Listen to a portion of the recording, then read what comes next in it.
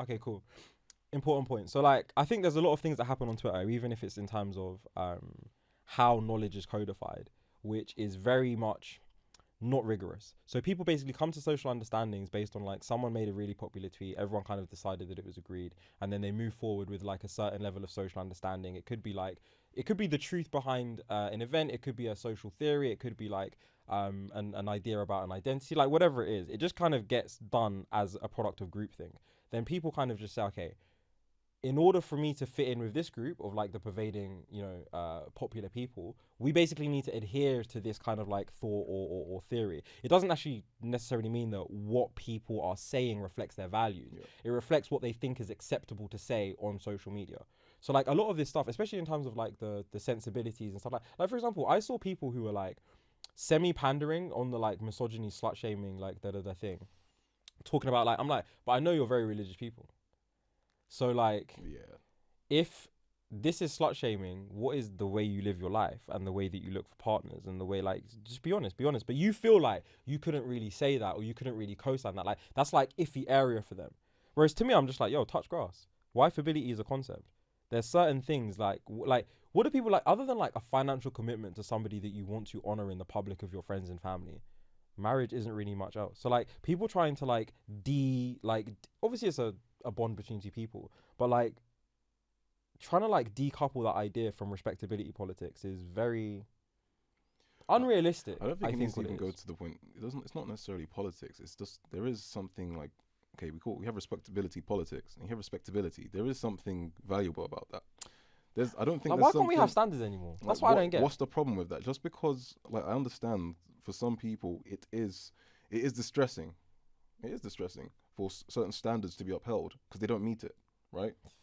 Listen, when you have standards, you are necessarily discriminating against people who don't meet that standard.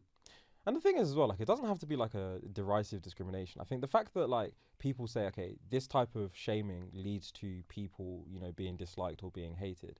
It doesn't necessarily have to be that. It just has to be like amongst my friends, amongst my peers in this city, given what she said, I do not think that there's a real path for that being like a serious person. That's what I'm saying. And that's okay. That's for you and your friends. That's for me and my friends. There's Be, definitely someone who's like, gonna like, according to different people's yeah, beliefs different and people, whatever, different there's going to beliefs. be people 100%. who accept that and don't even Some care people will about love that. Some people will love that. That's true. Some They'll go people, for that. They will go for that. So it's Alright. just like, okay, cool. I'm just saying, from my perspective, in my opinion, yeah, it's not level. As the Brits would say, you don't have to be everyone's cup of tea. Because I'm not a mug. There you go. That's Do you know what I mean, fella? No, but like for real, like this idea that somehow you're gonna force people through, I don't know, what was it that you tried to talk about? Was it imputation? Oh, like I said, no, because this is the next annoying thing about how people can't talk to each other on Twitter. Yeah. I basically said like, I made a mistake in the tweet, but I said like, people need to stop imputing their values onto others, and the reason I meant imputing. So imputing literally being imputation of values, like putting in an idea being the value. Yeah, literally. Into other people. I mean, like explain that from a mathematical perspective, because maybe it's like is it a bit nerdy? I think it's a bit of a nerdy word Go to through, use, like, a little why bit. not? But basically, like in certain like statistics, in certain like mathematical concepts, it's about like taking a value from somewhere else and putting it into an equation to like solve for like an idea or an item. So basically, what I was saying was that people were taking their values and telling me that I must have them. And I'm like, I'm literally Muslim. What are you talking about? Like, I'm like, these are not my values. Like the idea that like someone can just do anything and like they're still like, no, you can't do anything. Like I'm a reasonable person. This is 21st century, but like, come on, like manners and standards, like please. So someone tried to say that you should have used the term projection or something. But yeah, projection to me is always something like you have. I mean, this is the main context I see it being used in. You have let's say a trait that you deem as negative, but you see that in other people, so you're projecting that negative trait onto other people, and you're seeing what they do in that light. Could be that, or it could be centering your own experiences onto someone else's thing. So like you're looking at an argument or a discussion, and it's like about a man and a woman, and you're saying like, okay, this woman is a gold digger, she's this, and it's like, buddy, you've been with gold diggers. You're projecting. You need to analyze like this situation from like with fresh eyes type thing. I've never really seen people projecting values. You don't tend to do that. Like, I would say imputation fits it more closely. I don't know the specific word for what you're describing, but Yeah, I mean, Reputation, it was think, gets it. it was semi creative use of his language, but the funny thing was is like the guy who like replied being like what did he say? He said something like this word is not the word you're looking for, is like projected. But then afterwards he replied again and he said, if I conk your head, it's gonna be empty inside, with like a Simpsons meme and like a thing. Hold on. He's a guy. Yeah. Yeah. Why are you talking like that? Brother. Do you wanna? Brother, so What do you wanna do? My man said if I conk my head, so I'm like, wait, What do you wanna do? I said, so you're hypothetical. so you think you're gonna come over and hypothetically like rat tat tat tap my head? Yeah. What was I said? If I conk your head, you're sleeping. Like, what are you talking about? I'm gonna knock you out. Like, Guy what are thinks you he's talking your about? dad, bruv. That's how dads speak to sons. Like, Nah, my dad can't if even I speak. conk your head, like that's Oh, how no, they my speak. dad, Like, but, why are you no, chatting that's like the other that? thing. Also, I don't know my dad, so I like Okay. I'd be Yeah. reacting mad badly to people trying to like son you. Yeah, yeah. Because it's like, what do you mean you'll conk my head? I've never even had I have male not discipline. experienced that. Like, Yeah, what, yeah. like, what are you talking about? Like, Yeah. it's a complete joke. But yeah, no. People need to be careful online. Honestly, they get way too comfortable. Like, I know it's like an open forum, and obviously, if you have a page on public, then people feel like, oh, it's open. Yeah. It's open source. I get that, but And I came off of private. I've been on private for years. yeah. And I thought, oh, maybe it would be a good idea to start a podcast. Maybe I should like try and open up my social circles and do it. Idiot, getting battered, getting dragged, feeling sick. I mean, look, Like, I sick get to that my point, stomach, but getting at beat the up same in public, time, it's like- even when you meet people in an open space, a public space, you're still polite. Oh yeah, for sure. Even if you disagree with them, you still for sure. there still Bro, needs to like- be like some degree of just civility. I'm gonna say two things. Yeah. Mm. The people who are going on and conducting themselves like this are either middle class or fatherless. This is. Let me give. I'll give a hot take. Yeah. The reason they're middle class, and I see this a lot, because a lot of like people come into their blackness, come into their radical politics at university. They don't really Yeah. have like a strong sense of discrimination and if they did have a sense of discrimination, it's because they were getting bullied and like crying in toilets, not because they were like radical activists. You know, That's sad, man. like no, but if I you're shouldn't outnumbered, laugh, that's no, like if you're in Essex and them things there, like bruv, like Yeah. it's long for you. And I'm not like knocking kids who get bullied for race. I'm just saying like people start coming to uni and now you're big and bad. On my estate, it was EDL. You think I'm new to racism? Do you get what I'm saying? Like, what are you talking about? Like There's people who go to uni and they'll just revamp their whole yeah, people who go to personality, uni like- and it's just like I get that to a certain point. To a certain extent, yeah, that's good. you Do your can thing. grow and progress for sure. 100%. But people come at things with a level of enthusiasm because they've not really been exposed to it. And I say middle class because it's like in working class areas, in areas where stuff can get real, you just speak more politely. And I say this all the time because I remember coming from Luton to Oxford and I was just like, one thing happened, I was with my brethren and I walked out of a gate, and bear in mind like the gate's got like bushes on either side so you can't see what's going on. And I walked in front of this little white lady and she elbowed me in my back, you know, like she went boom. I turned around, looked at who it was. I turned around with my fist clenched, yeah. Looked at who it was, and I was like, oh, this is like some Tory voter, like, or this is some like old woman. Yeah. But like, my thing was just like, there's not enough violence in this area. There's not enough Yeah. because how on earth are you not scared to like a 21-year-old walk into the gym with another like young black? You know what's crazy? You know when you actively like discrimination. So like, Wait. Explain so that like, one. okay, so listen, black male privilege, yeah. When you sit on a train and you've got your hoodie up, no one's sitting next to you. Not coming like when you do the commute from out of like those like posh like towns and stuff like that. I'm getting a full seat. I might even get a double. It could be like because they were like kind of like they don't really want to. They just don't want to say please can I have a seat. They don't want to talk to you. They're just like, oh, this guy might be aggressive. And I was just like, yo, you're so unfamiliar in this area of Oxford with like consequences that you think you can drop elbow. Like she elbowed. You put weight into it. Dog, it kind of hurt. She was like definitely like a MMA grade, yeah. Was it a good one? I don't think that's a legal move in MMA, but like it was just ridiculous. Should be Anyways, the point being is just like either that they're middle class, so they're actually on Twitter and they're not used to the consequences of talking in a cruddy way. And you know when you can really tell this, yeah, it's when people start using like hood phrases, but I know it's not really coming out of your mouth like that. So like for example, like I'm a Jamaican, yeah, I'm half Jamaican, half Incentian. I've grown up. I worked in a West Indian barbershop, yeah. I'm trying to think what else I did. Just you know, like just that's just my heritage. That's what I'm around. That's what you know. Other than in songs and music, I've never heard someone say "suck their mum" until someone told me to suck my mum on Twitter at 23, and I wanted to burn the place down. I was like, what? Like, how can like I think it was a Nigerian girl. Like, how can a Nigerian girl tell me suck my mum, I was like, who's gonna stand for her? She's like, I was like, elect your champion, because that's fighting talk. And then like yeah, like said Game of Thrones. yeah, like, do you get what I'm saying? Like someone's got to get banged. Like what are you talking about? Trial by combat. This is crazy. And I just realized that people like take on these energies and take on like, now I'm an activist, now I'm this, now I'm a certain. It's like, no, you're from a nice home.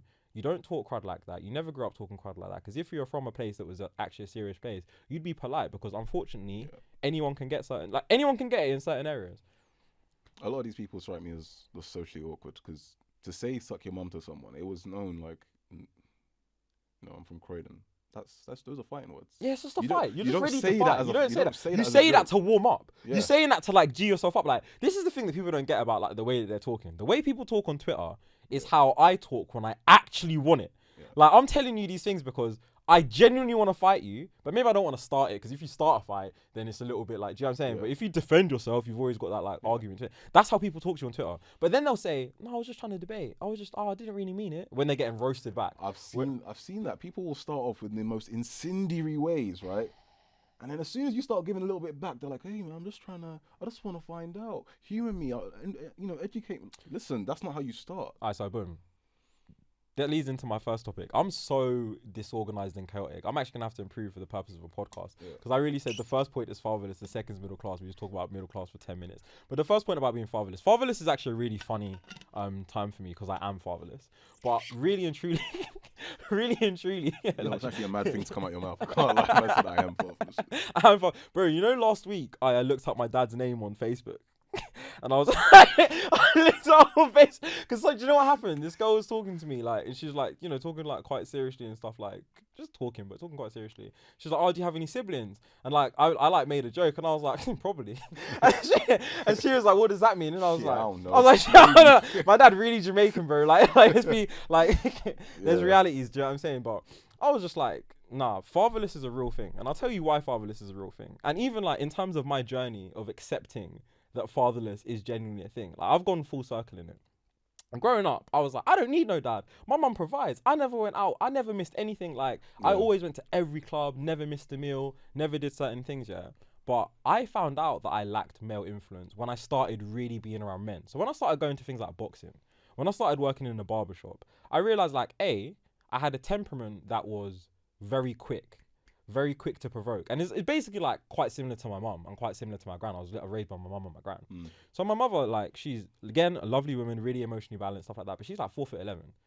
And she has 3 older brothers who, like I was saying earlier, like, I kind of found out when I was grown, and I started meeting people, and people would be telling me about my uncles and stuff. They'd be like, oh, your uncle knocked out people there. Your uncle had fights with people there. Like, I'm thinking like, bro, like my uncles are just working he was on stuff, yeah. Yeah, do you know, I'm thinking my uncle's just working nice guy. So on top of that, so my mum's like the youngest sibling, or whatever it is.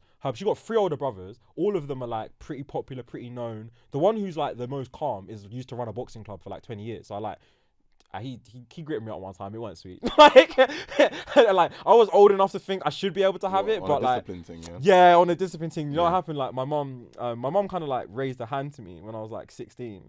And like tried and true story. The tried and true story of everyone. And basically like I blocked the punch, and she told everyone in her family group chat that I hit her. Literally, she's like, he raised his hand to me, and I was just like, but was your hand above my hand? About to slap me in my head. Hand already on a trajectory towards my face, because that changes the story. So so this uncle, you know what I mean? He might have put hands on me a little bit. I would say I don't want it. So like, anyways, the point is, and this was like when he was like a grown old man. Do you know what I'm saying? So growing up, I know my mum was probably very well protected. My mum ain't have no stories of fighting, have no stories of people picking on her, she ain't got none of those stories because she wasn't outside. She had 3 brothers and a father, and it's like it wasn't happening to her. So what that means is that like my mum has attitudes and energies that are very much just like reflective of her life and of her experiences, which is as like a fairly protected identity. And she's quick to cuss, very quick to cuss, and I used to be too.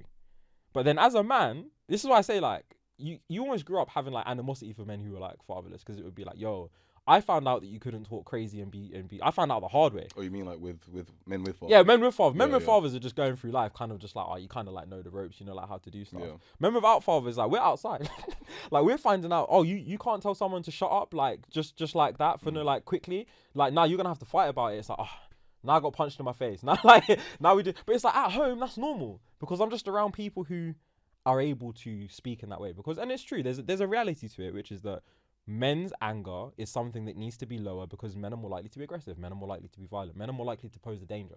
So the fact that like women, men need a longer fuse. Yeah, kind of like women are like allowed to express themselves because when women are frustrated or upset, these types of things, it's less likely to lead to violence and these types of issues. Yeah. So they have a wider berth. The problem is when you take your moral values and your attitudes from women, but you're not a cute little black kid anymore. You're not like a 10-year-old. You're a man, and you're a man from 12. So you start talking, you start doing that stroppy stuff, that kind of like things that like, you know, you might let a young girl do that, or like you might let even for example, you're ramping, you're playing games. If a young girl like hits someone and whilst they're play fighting, you're not gonna be like, yeah, bang them back. You're not gonna. No, it's true. It's true. I've seen it enough times. Like with say you're with your little cousins or something like that, and you see them playing or something like that, and they look towards you. This is what we mean. Like you see someone like roughhousing a little bit in the playground, and I see someone take your ball or like push you or something like that. This is me. Don't look at me. I ain't saving the day. Yeah. I ain't saving the day. You better bang. Like you know I done taught you some chokes. I taught you how to punch. I taught you how to whatever. You do that, and if it gets too far, I might intercede. Do you know what I mean? That's what you say to boys. Whereas with girls, you'll just be like, oh my God, give her ball back. Like, how dare you? Don't do that. Like, or like, if she hits, even if she started the whole fight, she's a girl, don't hit her first. In that sense, women are kind of like a protected... Of course they are, and they should be. Protected identity. To a certain degree, in my opinion, they should be. But the point isn't whether or not they're protected identity. The point is just that as a man who has the capacity for violence, and as a teenager, you have to learn to navigate the way, and you're not going to get as wide a berth to talk crazy as women are. And you don't really deserve one because you're young and you're hot-headed, and you talking crazy is way more likely to lead to you doing something mad. And they're thinking like you're gonna now stab them. Now you know what I'm saying? That because the escalation is on that page. So it's just that kind of thing. And I don't know. Is that? What do you think? Am I wrong on that? Kind of quiet, Melvis.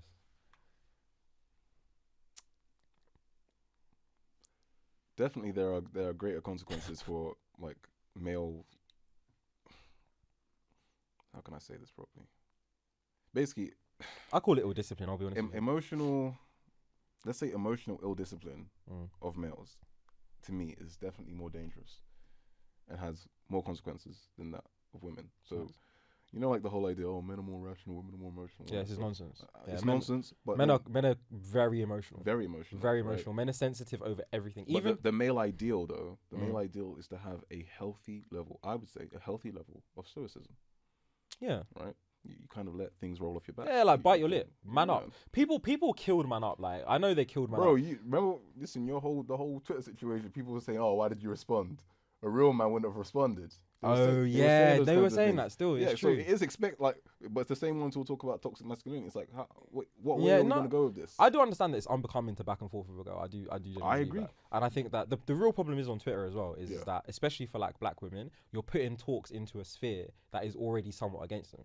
So it's very hard for like, and you know what? This is what I say about Kevin Samuels, because people always like, obviously like post-Thomas, they really hate Kevin Samuels. Yeah. Like, and a lot of the things that he did that were picked up on were basically seen as like downtreading black women especially. But the truth is that Kevin Samuels thought he was a good person because he thought he was giving advice in an equal way and a fair way to both women and men.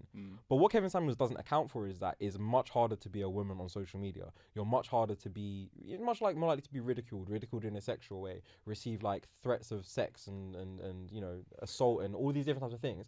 So therefore, people don't want to see, and it's not going to be received well that you're talking to a woman in that manner. Okay, so this is where I'd push back on that, because I think social media is really, to me, it's quite a feminine space. I think the ideals, it's more accepted to be, I would say, the typical feminine way of being, right? Being like empathetic, being aware of, I don't know, social dynamics basically on social media, I think gives you an advantage. And I would say typically I'd say it's probably better to be a woman on social media. I'm not saying that, I think it's better to be a woman if you're popular, if you're seeking to build a brand. It's not to say that obviously women don't get attacked and ridiculed and mocked, especially if they have certain traits or whatever. That, of course, that does happen. But I mean in general, because it seems like, okay, for example, loneliness amongst men is rising. Okay, the levels are rising everywhere. Like I think it was, what was it? It was like in 2000, in the 90s, like a man would say he has about 5 close friends. Mm. In early 2000s, he said he has 2 close friends. And Who now can afford 5 close friends? hey man, life was different. Unless you're all just doing the same jiu-jitsu and you're all going to the but like same now, place. only like a couple years crazy, ago, like I think it was like 40% of men said they have 0 close friends. So men are lonely and lonelier every day. Like they're getting lonelier and lonelier. It's not to say women aren't getting lonelier, but they seem to be able to form groups better, especially on social media. I think it's though women are able to form groups based on like commonalities, whereas men tend to form groups based on like things that they're actively doing together. 100%.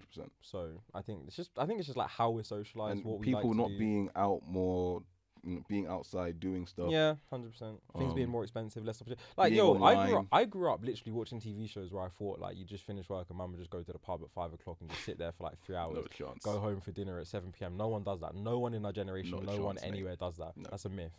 So it's just like it is different. But the thing I'm basically saying is that I can understand why people have a high level of sensitivity and a disregard for people talking badly about women in So public like spaces. Kevin Samuels, the way his Right. approach. Listen, Kevin Samuels was telling women who are basically lying to themselves, and it's like, respectfully, we all know they're lying to themselves. Like, what do you rate yourself out of 10? Like, overweight single mother of 4, and she's saying like 10, and you're saying no, like you're a 3 at best, and it's just like, dude, bro, she's probably being torn down by society so many times that in order to like wake up and like have a level of like affirmation and confidence, she needs to then say things about herself that aren't really true. Like people do this a lot, like self-affirmations, like these other things. And now you're telling her, because you want her to find a match, you want her to find a suitable match. So you're basically telling her, like, no, bring it back down to level, like humble yourself. Yeah.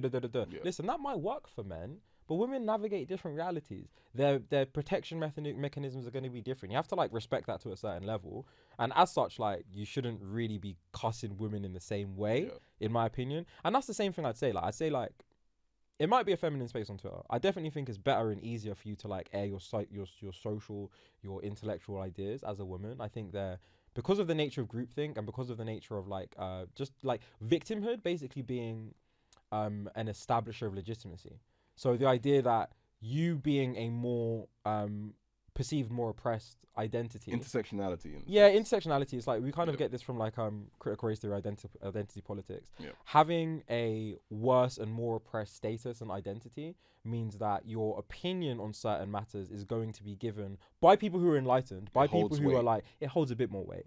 It's allowed to be like, people don't look at black men and think like, you know, straight black men and think, oh, this person's gonna have like an insightful view of society. Like, no, we're like the regressors. We're like, or like almost automatically, we're like a little bit more backwards, a little bit less insightful, a little bit less. Which is absolutely ridiculous when you look at the stats of it. Like, black men are the most progressive men, like, as a group. Yeah, it's crazy. As a group, like, this is the problem. The problem with this one, is that people talk in comparatives when they actually don't know the comparatives.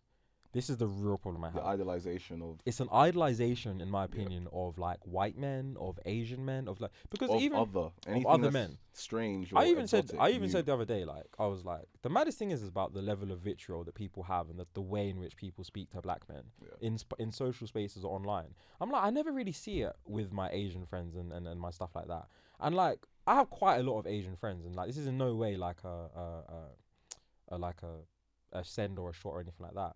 But like, I'm seeing that there's toughness in their community on women. Like, people are silencing women, like, you know, as a collective. Like, they're weaponizing shame in a way that I don't necessarily see and think that we do. And I'm not saying that they're wrong for that or like I'm right. I'm just saying, like, by virtue of the fact that we're pretty relaxed as men, women are able to conduct themselves in a certain way that is maybe less relaxed, if that makes sense.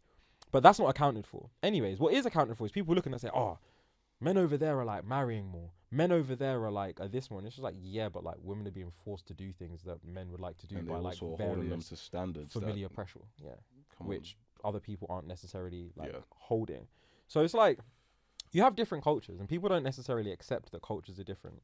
But they look at other people and they say, oh, what those guys have, I want. Same thing with like white guys. Like, white guys will be...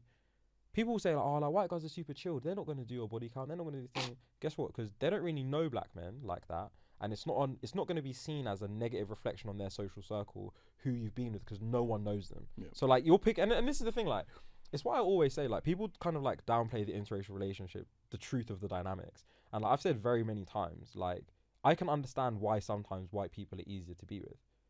I get that. Because if you don't really have as much trauma, if you don't really have as many issues coming on, if you don't really have like, you're not in this like embattled like gender warfare between like black men and black women that you see on Twitter and these types of things, you're kind of coming to it from a level of distance that allows you to kind of just be a bit more at peace with things, allows you to be a little bit more like removed from things. And so to date someone like that who doesn't really have those concerns, they're just gonna be a sympathetic ear. They're not gonna push back. Like, no one who's out, like, say you're dating a white girl or something like that, she's not gonna sit. You're not gonna sit down and gonna talk about all of your problems, and she's gonna start holding you accountable, saying, "Yeah, but what about this? But what about how black men do Mad this?" if she did that. But it's like, Trust. it's like even with when you were talking about this basically a gender war between especially black men and black women. Twitter, hate it. Well, yeah, it's Twitter. Like, come on, man, 100%. And Vice. We have to admit. People forget this. We have to admit that it has been heightened. Of course. It's been heightened year on year since course. like, I mean, Bro. maybe there was a little some. I know like people talk about there was what misogynoir. Yeah. 2011, 2012. Yeah. Like joking. We spoke about this briefly before about. Yeah, I think like the legacy of misogynoir on the Twitter platform is sometimes not as accurately reported as possible, because a lot of the people who were there at the time are no longer there. So like the more like traditionally successful people who are like happy with like, you know, wives and families and stuff like that, they were on some juvenile stuff, and at that time it was more acceptable to insult people's looks, their darkness, like other elements of blackness that now is really not kosher. But a lot of these things didn't become kosher for a lot of people in 2014. It was like I was getting called like big lips and like you know what I mean? Like growing up, there's experiences that like tells me that a lot of people, like, it was more permissible to be anti-black, generally speaking. 100%, amongst both genders as well. And it was 100%. more permissible to roast women, especially, and roast unattractive women. So 100%, like, they were getting it badly. But I think that people kind of think that it was like some kind of like free-for-all for like any people to get. It's like, nah, like what would be happening is like people would be cussing and then people would be going way past the pale. Probably similar to how people view this interaction that I had with the thing, like, because she's this identity, it's going to be worse. Like, I even seen people who were victims of misogynoir but also perpetuated anti-blackness in dating, but they're like, oh, the legacy of it is more important, and there's some validity in that, because like maybe for a woman, the nature and how their beauty is seen is more impactful to how they navigate society. Pretty privilege is far more leverageable than that. Like, of course, there's definitely a cost opportunity in that. Of course, but the problem is that we have accepted a truth about a platform which has led to a new generation of people coming in and basically like walking into the same warfare with no real progression, without real accountability. Some people were 6. It wasn't happening. This stuff was going out. It wasn't happening. You didn't have any blood in this. You got to ask a lot of people, like, were you actually there, or were people telling you? Because also, I'll be honest with you, the people who have existed and like continue to exist on Twitter, who are big accounts in 2010 and 2011, they're not that guided. They're not accountable for the ways in which they were cussing people down. They were talking crazy as well. Of course, they were getting abuse and stuff that wasn't really acceptable, but they were talking crazy. However, it's a bit like, you know, like when I need to come back to this gender war thing. I wanted to say something about it, but it's a bit like when, you know, father and a mother, they're arguing or whatever, and the child's in the middle, and the child maybe only gets one person's perspective. Yeah, for sure. And it's like, from that perspective alone, they form their opinion of the other parent. And it's like, first of all, you're a child. You don't know these grown people's business. You don't actually know what's going on. It doesn't matter what your mum told you. 100%. It doesn't matter what your dad said about your mum. You don't know. There's like, 100%. You wouldn't have enough information to make any kind of informed judgment. Provided it wasn't violent or abusive or anything like that. But even then, abuse might go both ways. Oh yeah, for sure. And also, like when abuse does go both ways, like in situations of like domestic violence and these types of things, it never gets reported as that. It's going to be reported as whoever won, and whoever won's probably going to be whoever won. That's one way to put it. Yeah. Sorry, yeah. Whoever won, but whoever won, pretty much. Yeah. Whoever did the most damage. But it's like, come on, man. This is if we actually want to fix it, we need to address the things, like really understand them. Yeah, 100%. Not like what would we like the interaction. I don't think most people seek out to abuse their partners. I don't think that's what happens. Like having chatted shit for the majority of this podcast, like going into the actual like, you know, intellectual topics that we claimed took us a while to get there. Yeah, we're going into the actual intellectual topics that we claimed that we were going to get into. Like, I do think that there's a real thing to, you know, sins of the father being born for the son, especially for black men. Now, when you look at like the ways in which black women talk about black men of our generation, a lot of it is to do with the kind of trauma that they've gone through and that they've seen their mothers go through. Like, for example, this kind of like thing is always spoken about, like not wanting to cook for men. Like people will say, oh, like certain women, they don't want to cook for men. Well, listen, if women grew up seeing their mother hold down a family, hold down a household, a job, and do everything in the house, their father doesn't even want to like lift a plate, lift a hand, like has like negative attitudes. They're almost going to be trauma bonded to the idea of, I do not want to serve a man. I'm not going outside like this. I'm not going to be in a situation. Similarly, like if their father has just like abandoned them, absconded, they've probably heard a lot of things about, you know, the way in which that man is bad and evil and doing all these things, but they probably never heard like is a very rare perspective to hear the abandoned father. You know, the father who abandons their family. When you actually hear about those, if you ever speak into a man who abandoned his family, or a man who doesn't speak to, doesn't support, doesn't whatever his family, you hear real broken stories that, not to say that people deserve grace, but I think that we should really consider the extent to which we're carrying on the energies from that. Like, I'll give you an example. A lot of men that I've spoken to who've either like abandoned their family or like have maybe temporarily abandoned their family and come back, so they're happy to talk about it. Talk about the weight of failing under patriarchy. They're talking about, I felt as though my family would be better off without me, because at least if I'm not there, she can claim benefits. At least if I'm not there, she can do, like, me being here, I can't hold down a job. And you got to remember, like, especially for like West Indians, or like when our fathers first came to this country, like, men were getting thrown in jail for listen, if I tell you some of the like good men who now run businesses and have done okay in life, and you just chat to them and they'll just be like, yeah, I was in Belmarsh. I'm like, you was in Belmarsh? And they were like, yeah, I was driving my dad's car. They pulled me over. They gave me like 14 days. People forget, like, they used to be just give like 10 days, 5 days, whatever, like stupid sentences. Just to make sure. Criminal record. Can't get no job. Can't really do too much. Not even able to work in the factory. So now you're like, oh, now you've got a kid, or you know, contraception wasn't as good as you wear condoms, but niggas don't. So like, so contraception is what it was. You feel like you're failing as a father. You feel like you failed as a man. You don't feel like you can actually provide for your family. And now you've left your family. People oftentimes, they take things on as cultural analysis, and they say, you men don't have honor, you men don't have like an interest in fatherhood. But they don't actually like break down the layers of these things. Even, for example, one of the most interesting things is this idea that the statistics behind black fatherhood is as being like more absent fathers have been debunked many times. We can share some statistics or whatever it is. However, if you are to look more closely at people and men who are the descendants of slavery, who are the descendants of broken down familial practices, who are the descendants of like, you know, Jim Crow laws where they were pushing people to work on one side of the island and be another side of the island, you'll see a different pattern. So for example, in places like Jamaica, in places like the Deep South, they had a long history, like especially in slavery and like plantations and stuff like that, of interbreeding families so that they wouldn't have unity. So like slave families weren't just like, you know, chilling and able to do what they want. They would say, look, you go and mate with this person and I want a baby, I'm going to sell this baby. Like, they used to do all these types of things. Now, they were doing these things until like deep into like the 18th century, deep into the 19th century. People often forget, like, people who were slaves literally just became laborers. So like a lot of people who were slaves just became laborers on the same plantations that they were slaves in, right? So people, it's going to sound crazy I'm bringing it up to slavery, but there's a reason I'm bringing it up to slavery. It's because the next generation, you got to bear in mind, my granddad's grandma was on her birth certificate, was like a plantation laborer. My grandma's mother also worked in like, you know, fields and this type of thing, also works in houses. Then my granddad is the first person in like that line of his family who was allowed to have a proper marriage, who was also allowed to, instead of having to go and work all the way on the other side of the island, which breeds like cheating and like, you know, people stepping out on each other, second families, all of these things. Like, they systematically figured out ways to make sure that families were weak in places where they were doing that type of thing to black people. Now, those cultures are still recovering.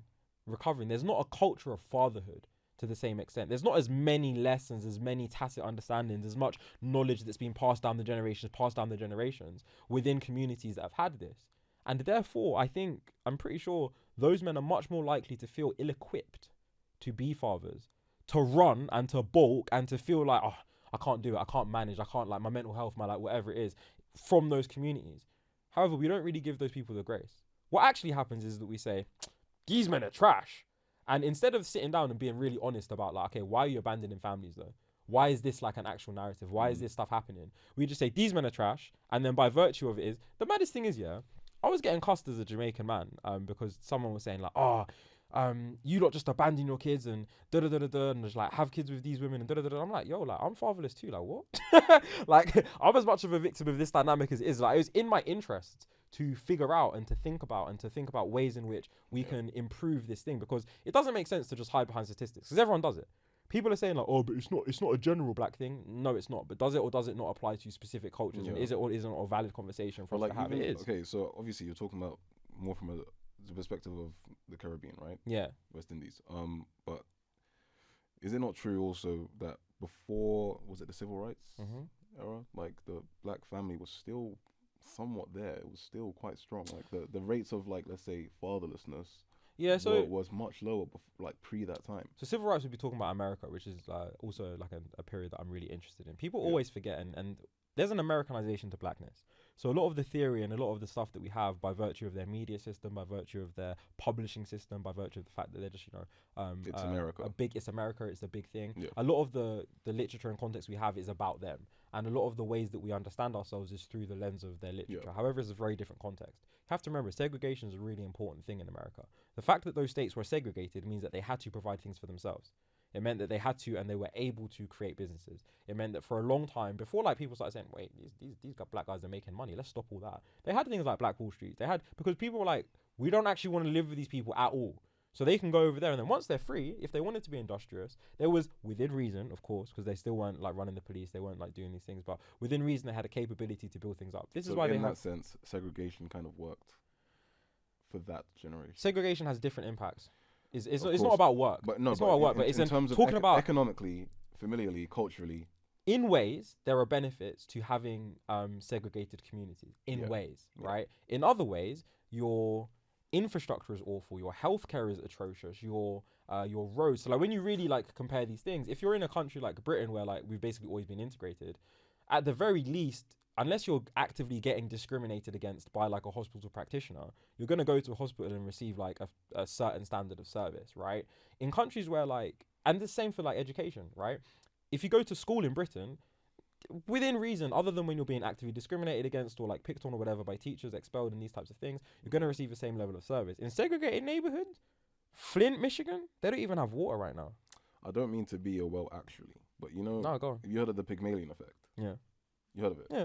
So, the Pygmalion effect is obviously going to affect black people here in this Explain country. it though, because Okay, so basically, we're meant to be sharing knowledge. it's like an observer effect, basically. Like if a teacher believes that a student is good, a good student, an intelligent student, then their behavior towards that student is going to affect that outcome. Of course. And cause it to happen, basically. Of course.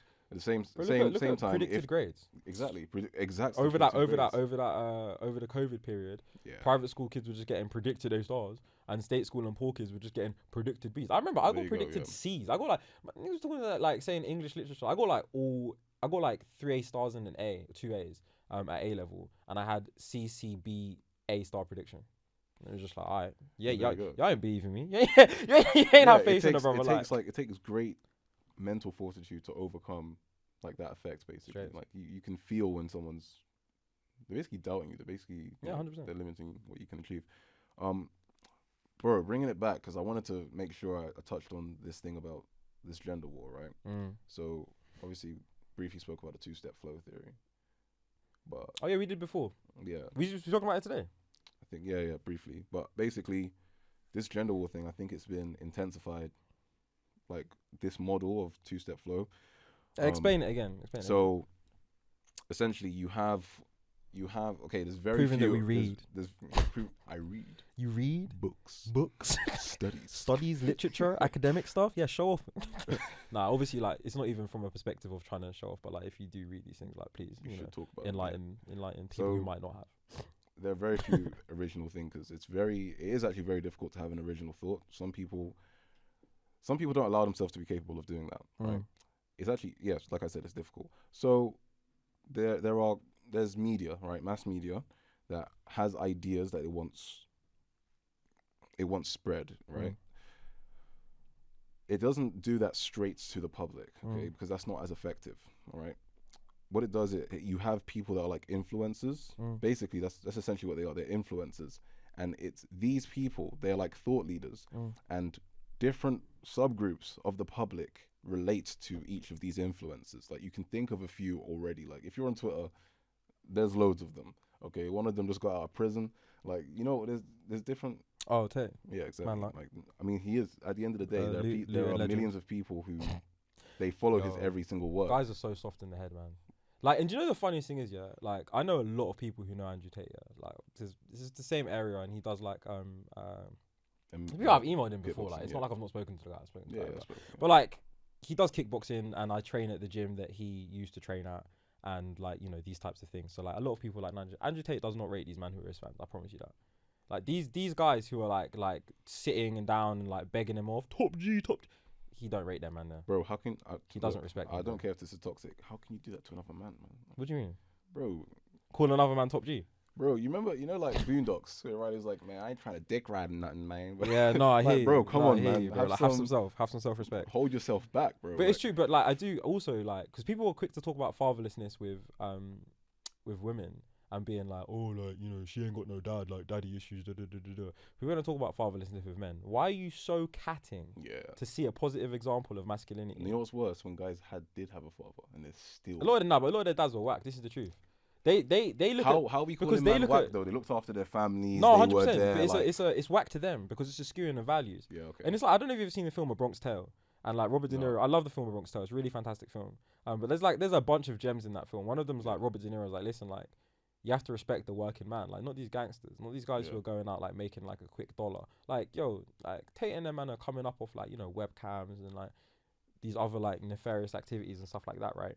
And it's like, people will ignore the role models in their families that are having like happy, sensible relationships, who are making money, who are providing, because so-and-so has a Bugatti, so-and-so has a Ferrari.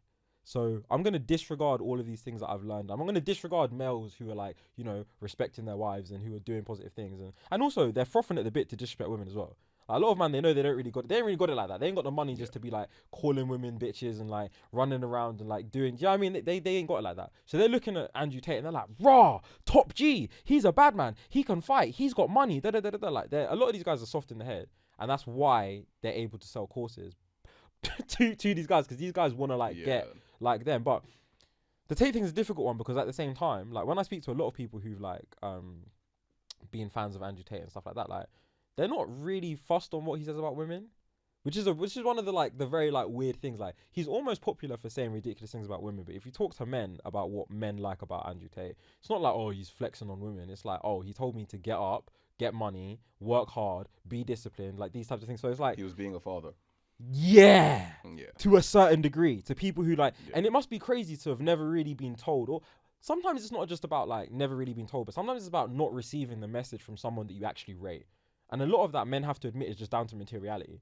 Like, if a man steps up now, and they like, I've even clocked it, when I speak to people and I've run up into the barbershop or whatever it is, and I'm just chatting, maybe my head's a bit picky, or I've just calm, whatever it is, and you're chatting to the young youths or whatever it is, they'll be like, oh yeah, no, this guy, da da da da. If I come in my suit, if I come in my Prada, if I come in my stuff, people are gonna be like, oh, what's this guy got to say? He looks materially well. Andrew Tate basically came on the scene with like a Ferrari and a thing, with 10 women behind him, talking mad shit, and anything that he was saying is gonna be somewhat legitimized by the fact that he's materially well off. That's a normal human response. Like, we do respond to how people present themselves, how they come across. Like, if but we need to have some value. Imagine I went to my interview just like this. It's not gonna be received. Do you reckon anything? You don't, exactly, man. Exactly. You're too big to wear these like tight clothes. You need to like wear like a suit, like something big. Like, they're gonna be scared. I'm a little bit scared. Yeah, a little bit scared. You can lift a lot more than me. We're just practicing, man. But nah. Yeah, I think there is like a problem. What were you saying about the two-factor?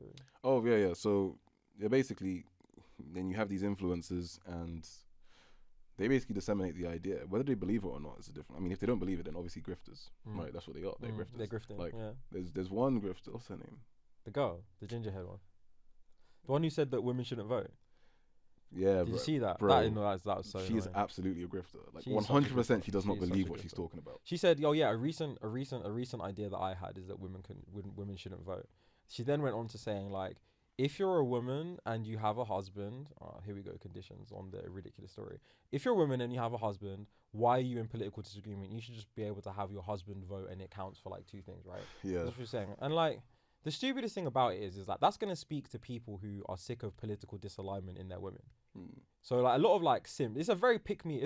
Do you know what? As much as it's grifting, it's actually a bit of a nasty opinion because people who are like a bit, less guided are gonna pick up that opinion and they're gonna say, yeah, like women shouldn't be able to vote because they're in relationships or they're in situations where like, women have very progressive politics at the moment. Men are probably veering towards traditionalism and like these kind of like ideas. So they're like, I don't really want to hear from my wife. It's going to like embolden them. And they're going to rationalize it by saying, because what she said afterwards was, yeah, you don't want to be sitting down and arguing with your wife. Now, one of those statements is ridiculous and one of those statements makes sense. The first statement is ridiculous because what if you're not married? This is the most stupid thing I've ever heard in my life. So if you're not married, then who's going to vote for you if women can't vote? It's just dumb. There needs to be representation for everyone who's a paying member of society. How are you just going to break the social contract for women when they're working as much as they are, being taxed as much as they are? The whole idea is actually just nonsense. It doesn't even like worth talking about. But the idea that you should be in political alignment with the people in your household isn't that crazy. I do think that a lot of people should think about it more because you think about politics is essentially the way in which you're seeking to actualize your beliefs in society. It's the way in which you say, what do I want for my children? What do I want for everyone? What's the standard of living that I like?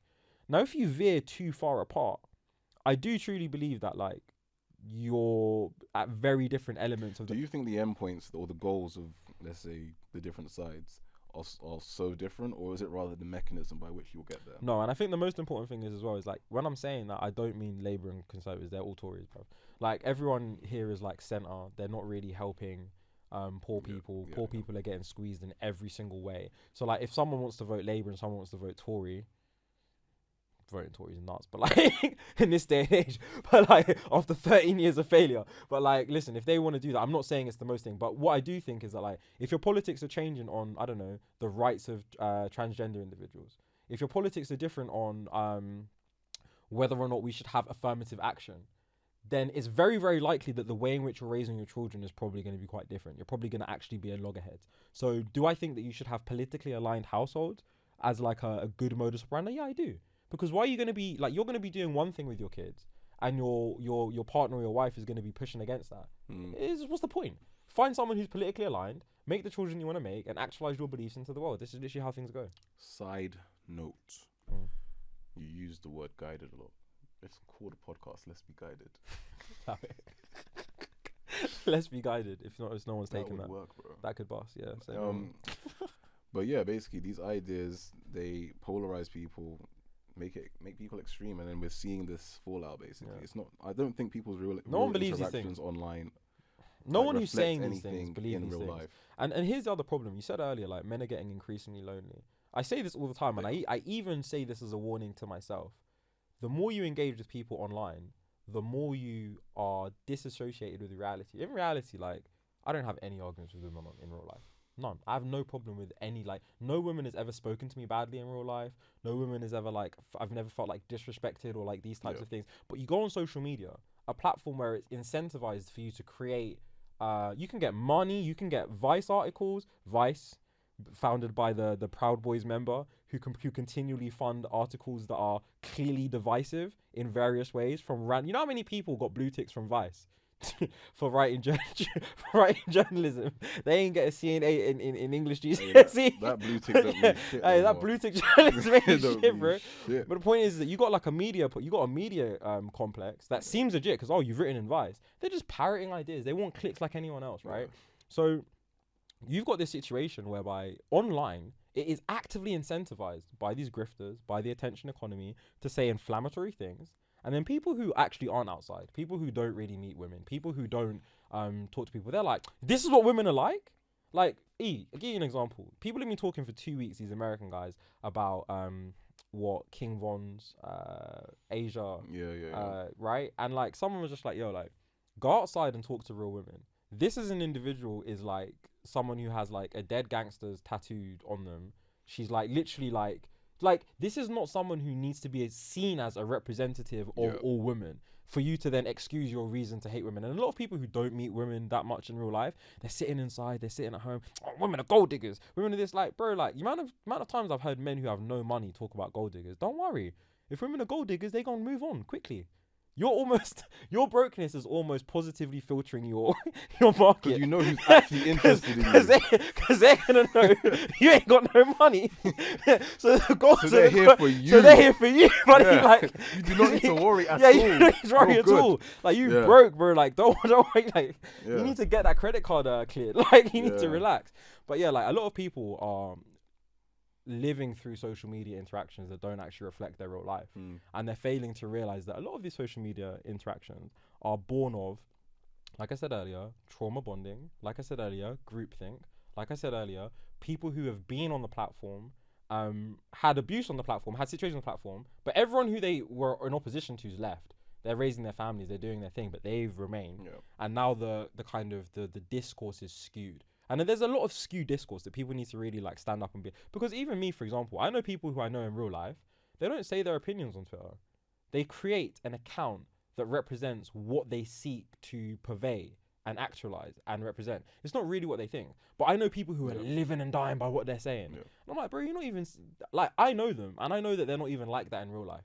That's just almost what they would like to be. That's like what they're putting across. And so you just have to, it's a bit of a pinch of salt thing, really and truly.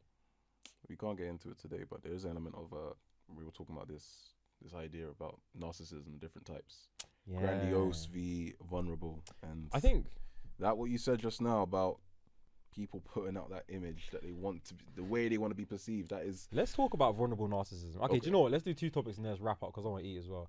But like vulnerable narcissism, and then my favorite, like this Nietzschean, because it kind of speaks to the idea of victimhood, but the idea that people who are not doing super well can decry and can make people who are doing well feel bad about those types of things. So grandiose narcissism, do you want to define it? Essentially, it's the narcissism that, I'll just give an example. You say something bad about a grandiose narcissist, they don't care. They don't believe you. They believe that they are literally, they are perfection personified. That's what they are. They don't care. Good. If you say something bad about them, it's because you're stupid and you're wrong. You have no idea. That's it. Sorry, That's what it is. Sounds like me a bit. Go on. It does. A little bit close to home. I'm right. I've read more. Like, Yeah, I know more. I just know more. Like I don't see you citing anything. But no, go on. And then vulnerable narcissist. It's everyone knows one, at least one. These people. We'll bring up a definition on screen. They might dish something out to you and you do it back and they just can't handle it. They can't handle it. Yeah. They might dig at something that you did, and you be like, you bent at them back and they can't handle it. They start crying. They get deeply offended. And also they tend to project their understandings or their like perceptions of victimhood or the perceptions of things onto a lot of the arguments. Yeah. So like they vulnerable narcissism is a very, very interesting one because it's like one of those things that like once you kind of like understand the concept, you can kind of see it a lot more in real life. But again, I think similar to like this idea of ressentiment, which is like what Nietzsche was saying. Nietzsche is Wait, German. 1 second before you get into Nietzsche. I'll just say that the thing is between grandiose and vulnerable is that when by the DSM-5, when you're diagnosing, or even ICD-10 as well, when you're diagnosing a narcissist, it's according to the grandiose definition. Yeah. So by that alone, more men tend to get diagnosed with narcissists for sure. because that's like a masculine trait taken to its extreme. Yeah. Whereas vulnerable narcissism, it's lesser known and it's also more prevalent amongst women. Right, but it's harder to diagnose because it doesn't really have a set criteria. It doesn't have a set of traits that you can use to diagnose. It does have a set criteria, but it doesn't have a set of traits that are commonly understood and concerned about. So that people will struggle to pick out someone who's like. When I say it doesn't have a set criteria, I mean like you don't have it in the same way featuring in a DSM, for example, the ICD, where you can say, okay, what is a DSM and an ICD? The diagnostic something manual. And an ICD. No, I ain't a doctor. You rolling mad eyes like international classifications. I can't even get a GP appointment right now. You think I know what that is? I think but basically it's just the way you diagnose different mental health illnesses. Yeah, for sure. Or personality disorders as well. Yeah, for sure. Yeah. And I think as well, narcissism is also like misunderstood as like as solely an orientation around yourself. It's also kind of like not being able to kind of develop ideas beyond, you know, like childhood and like certain interactions. 100%. That can also be a strong part of narcissism. Yeah. So like when you look at like people whose analysis and not projections, but analysis, prescriptions, politics and philosophy orients around like formative childhood experiences can also be very narcissistic. 100%. And like, I think we see that a lot of narcissists had either very indulgent parents, and that typically results in grandiose narcissism. So really indulgent, like they cater to their every whim. You're best at everything. You're number one. Yeah. What do you want? More cake? You are perfect. You are fantastic. Like all that kind of stuff. Great the way It's you like, are. I mean, I see a lot of people espousing that way of parenting as well. Yeah, it's not. So I'm scared for the future. And then you've got vulnerable narcissism, which, you know, typically cold parents. They weren't attended to enough. These So they find manipulative ways to try and like gain and seek that attention. People need attention. People need to be cared for. People need to feel loved, right? As we saw with that woman who was crying that was super crazy. Exactly. Like someone was crying based on like a need for a touch and affection. People need to be cared for, and if they feel like this hasn't been met enough, well, it's not really about feeling, because it's not something they can control. Like, and this is the thing I wanted to touch on as well, just very quickly. There's like a lot of hatred for narcissists, especially grandiose narcissists, because I mean, Donald Trump is like a good example. I mean, come on, man. It's like, listen, when you look in my blood, you see it's USA. America, it wasn't DNA, it was USA. It's like, come on, man. This guy is in like, this guy's nuts, bro. All right, so Elon too. Elon's a different level of narcissism. But what I'm saying is, like, okay, you hate them, but they can't control this. You should have grace. Because so this is one of the things, right? It's the same as when it goes back to like this like abandoning father thing. Like people oftentimes pathologize men, and because men's negatives are destructive. They create and they oppress and they like do these things. But in order for us to actually counteract them, we have to have enough grace to understand them properly. We have to really look at it and say like, okay, cool, but what was the deficiency? What was the weakness? What was the thing? Because a lot of these grandiose narcissists cannot confront the reality of what their capabilities are. So they have like really kind of like what I was saying earlier with like the Kevin Samuels thing, but on another hand, they just have this like idea that they're affirming. So they don't really want to hear criticism. They don't really want to hear other people's opinions. They just want to say, I would say you're actually defining vulnerable narcissist right now, because a grandiose narcissist, a bit like a psychopath, they might be effective at something because they have such self-belief that they will go out and chase it that hard. Whereas, you know, like for example, if you can you play an instrument? Yeah, I play the violin, play the piano. Okay, there you go. So let's say can you play the drums? No. Right. If you're a grandiose narcissist, you'd go on those drums and you'd hit them. You'd be like, listen, I'm the best drummer there, and you just keep going, and you might make something work because you have this energy where you're able to just keep on trying. Whereas a vulnerable narcissist would be discouraged by the fact that I should be amazing at this because I'm me. For sure. And then if reality doesn't bear out that way, for sure, they're downtrodden. And then if you relate that like to social media, right? People want to portray this image because they know deep down this is not the life I'm living. For sure. I want people to see me this way, but this is not how I am. That's more soul crushing, and I think to that extent, vulnerable narcissists are more dangerous. I hear you. I think as well, one of the interesting things is that like with these like grandiose narcissists, as you say, it's kind of like dark side entrepreneurial traits. Like people who can like cut people off. The dark triad. But you know what? I saw Alex Hormozy say something really interesting, which was that like one of the key traits that he sees in successful people is entitlement, because essentially like you work towards what you believe, and if you believe that you're owed more, you might put in plans, put things in place that allow you to go and earn more. So if you kind of believe that you are inherently better, like these kind of like egotistical narcissistic traits, actually like in a world where they're kind of trying to crush you all the time, like you might feel a bit better about that. You might feel like, okay, cool, we can work with that. We can work. So it's cool. Do you know what? I'm happy with it. I think as a little tester, as a little podcast, let's leave it there, because there's a lot of things that have kind of come up that we kind of like wanted to go in a little bit more and detail, like talk about, but we'll organize a little bit and we'll come back with another episode. We'll watch it back and we'll see what's going on. We'll see what's going on. But yeah, listen, thank you a lot for listening. Shout us if there's any topics you want to talk about, anything like that. Like give us feedback. Share your opinions as well. Share your opinions for real. Like we like, we're not just talking. I'm not afraid of your opinions. Please. I am. Please don't drag me. But yeah. I've had enough beating. I'm joking. I've had enough. Let's hear what you have to say though. We'd be interested, honestly. All right, cool. Appreciate you. All right, thank you.